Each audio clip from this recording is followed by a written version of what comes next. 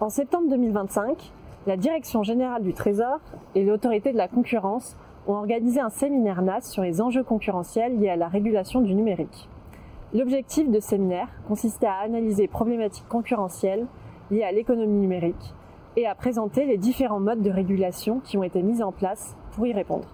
Ce séminaire réunissait Lucia Bonova, chef d'unité à la Commission européenne, Joël Toledano, professeur à Paris-Dauphine, et Antoine Winkler, avocat chez Clearly Gottlieb.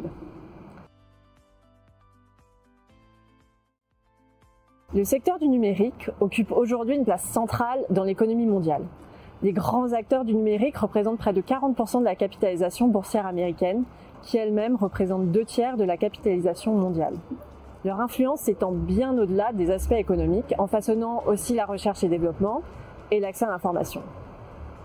Ces plateformes reposent sur des modèles d'affaires fondés sur la captation de l'attention et la monétisation des données, qui soulèvent des enjeux majeurs sur le volet concurrentiel, par l'ampleur des effets de réseau associés. Ils ont ainsi favorisé la concentration des marchés. Plusieurs autorités en France et ou aux États-Unis ont condamné le recours à des pratiques anticoncurrentielles, comme l'autopréférencement ou la mise en œuvre de stratégies de verrouillage pour fermer les marchés.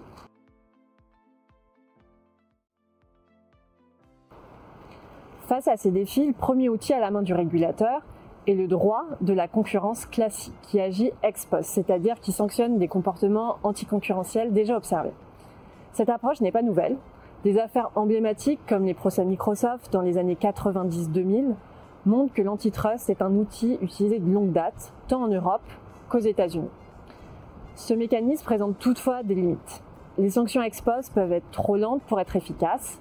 Les comportements anticoncurrentiels sont connus et prévisibles, et les délais inhérents aux procédures antitrust permettent aux acteurs dominants de continuer à développer leur pouvoir de marché.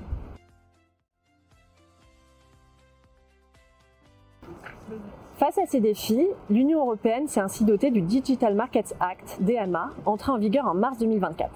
Ce texte vise spécifiquement à contrôler le pouvoir de marché des contrôleurs d'accès, qui sont les grandes plateformes opérant un contrôle important sur l'accès au marché numérique. Le DMA leur impose des obligations strictes et des interdictions précises sous peine d'amende ou de mesures correctives. Les objectifs du DMA sont ambitieux. Favoriser une concurrence plus équitable et stimuler l'innovation en limitant le pouvoir de marché des grandes plateformes et en rendant les marchés plus contestables. Il a déjà permis plusieurs changements dans l'écosystème, par exemple l'émergence de nombreux magasins d'applications alternatives. L'efficacité de ce texte, encore très récent, a été débattue durant le séminaire. Parmi les limites soulignées figurent le nombre restreint de procédures initiées par la Commission européenne, ainsi que l'absence de transformation significative des modèles économiques des plateformes. Dans le cadre de la première revue du DMA que la Commission européenne a initiée, plusieurs pistes d'action ont été évoquées par les intervenants. Renforcer l'application du texte, notamment sur le cloud ou la publicité en ligne, développer des outils de suivi de l'efficacité du texte ou alourdir les sanctions.